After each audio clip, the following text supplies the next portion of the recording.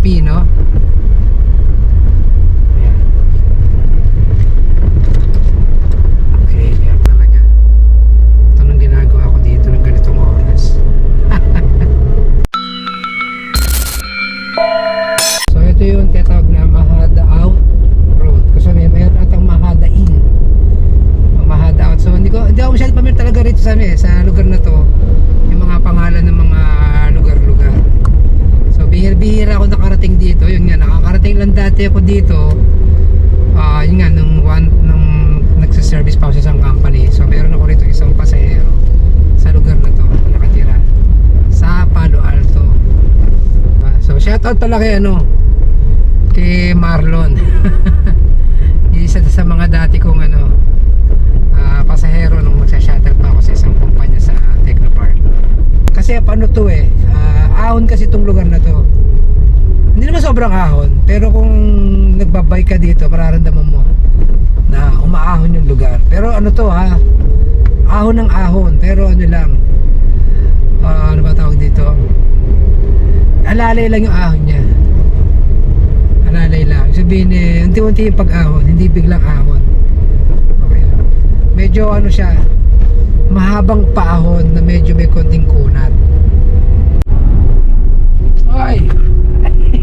Good morning! Okay. Good morning na! Okay, time check. Yeah, time check. Alauna na. So, ano na ngayon? Bali, tawag dito, April 12 na. So yan mga kasolo. So bali meron lang akong nag-deliver dito sa lugar na to, sa may Kanlubang. Actually may pa pala to, Kalamba pa pala to, hindi pa to Kanlubang. Ewan ko, nalito na rin ako Kanlubang, Kalamba, Kanlubang. Okay. Yan. So bali meron tayo nakuha kasing booking dito sa area na to, sa may Mahada. Okay. Itong Mahada, sakop pa rin to ng Kalamba. Okay. So, pero papunta to ng way ng Kanlubang. Okay. Hindi to sa mismong bayan ng Kalamba. Way na papuntang Kanlubang. Okay. So, yan. Bali, sinubukan ko lang naman na ito, katatakas ko lang pala ng delivery ko. Katatakas ko lang ng delivery. So, ito, siningit ko na itong pagbablog. Okay. So, tingnan natin kung mayroon tayo matadaanan na creepy sa lugar na to. Although medyo maliwanag naman, pero ayan, walang sasakyan. Ayan, walang sasakyan. Madalang na madalang. Okay. Madalang na madalang siya. At bali, babalik na rin ako, uwi na rin ako. At anong oras na nga kasi nauunan So inabot ng ganitong oras pagkuha ko ng mga booking. Actually, mas magandang bumiyahe ng ganito, yung gabi, kasi walang traffic, tapos hindi nga mainit. Kaya kalimitan, pag tanghalin talaga hindi na muna ako nag-accept ng mga booking, unless kung meron akong on-call ng client. Wala na akong choice noon. Pero pag nag-accept ako ng mga booking, kalimitan hapon pag gabi na ako, para hindi masyadong mainit. Grabe kasing init ngayon Okay. So meron tayo matadaanan dito na tulay na palusong siya, tapos biglang ahon. Medyo creepy ng konti yung tulay na yon. Hindi ko lang alam kung ano yung mga kwento-kwento doon.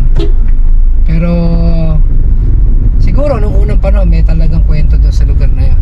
Okay. Hindi ko lang alam kung ano. At hindi ko pa nare-research. Pero itong Kanlubang kasi notorious to ng mga panahong dekada 90. Marami nangyayari dito na hindi natin alam kung ano, pero maraming kwento. Okay, so wala pa na tayo sa tulay. Ipapakita ko sa inyo yung dadaan natin na madilim, na medyo creepy. Okay, let's go.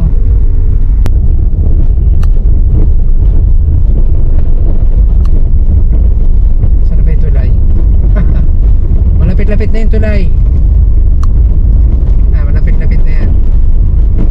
Okay, ilan lang ng mga dumadaan may isang motor, dalawa, ganyan. Okay, ito na tayong tulay. So ayan na.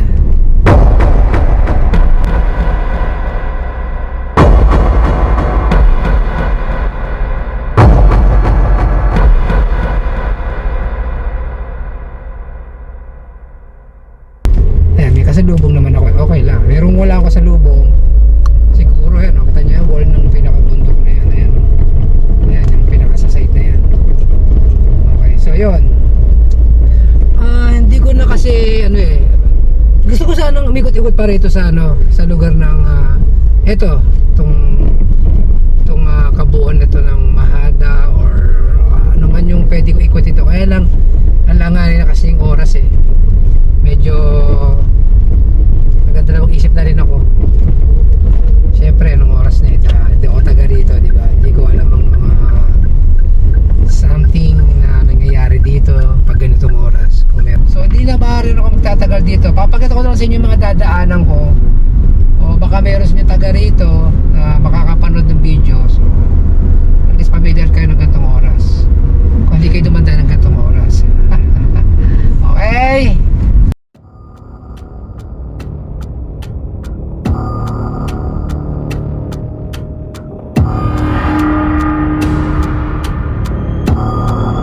Bangga pa sila, di ba? So yung sa may kanan ko, may sa pandaan pala dyan. Kaya lang medyo creepy ata daan dyan. Hindi ko alam kung dyan meron din nakakadaan dyan na may tulay din dyan, napalusong din. So hindi ko dapat, susubukan ko, kaya lang nag-aalangan ako sa oras eh. Nag-aalangan ako kasi dahil nga hindi ko kabisado na pag ganitong oras ano mga may encounter ko dyan sa lugar na yun. Okay? So syempre nag-iingat din tayo, di ba? Nag-iingat din tayo kasi nasasolo lang ako eh. Tsaka anong oras na. Okay? So ayan, nandito pa rin tayo sa may part ng ano Mahada Road, pero pababa na ng pababa. Lalabas na tayo ng area na to. Okay, ayan, may nakita, thank you, ayan, okay, thank you na, ayan, thank you. O, ayan na yung pinaka-camp ko. So palapit na tayo ng papalapit doon sa ano, sa pinaka main road ng ano, Mayapa.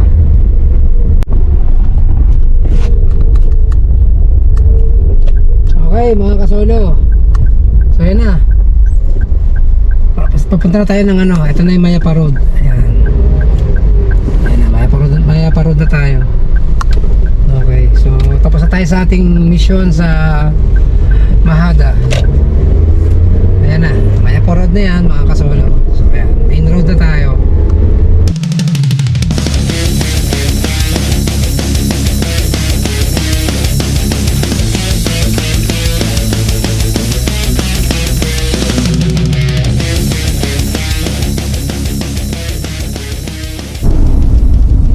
Ayun mga kasolo, so wala naman masyado may kukwento sa inyo at hindi naman ako nakapag vlog ng maayos kasi nga siya sobrang late na wala naman akong time na maghanap pa ng area.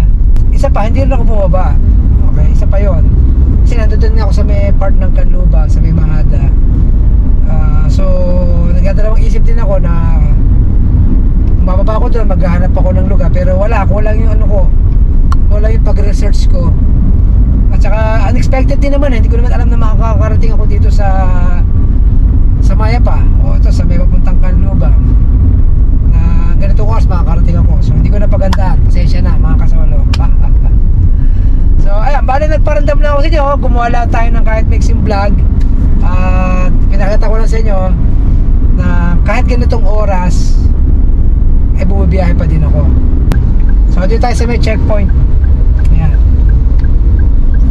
So shout out sa mga dati kong mga sinaservicean sa lugar na to. So paano mga kasolo, at hindi na ako magkukwento pa ng mahabang mahaba, baka humaba yung kwento ko ng yung vlog ko ng puro kwento lang. So paano, kita tayo sa susunod kong mga vlog. Ingat-ingat. God bless, Godspeed.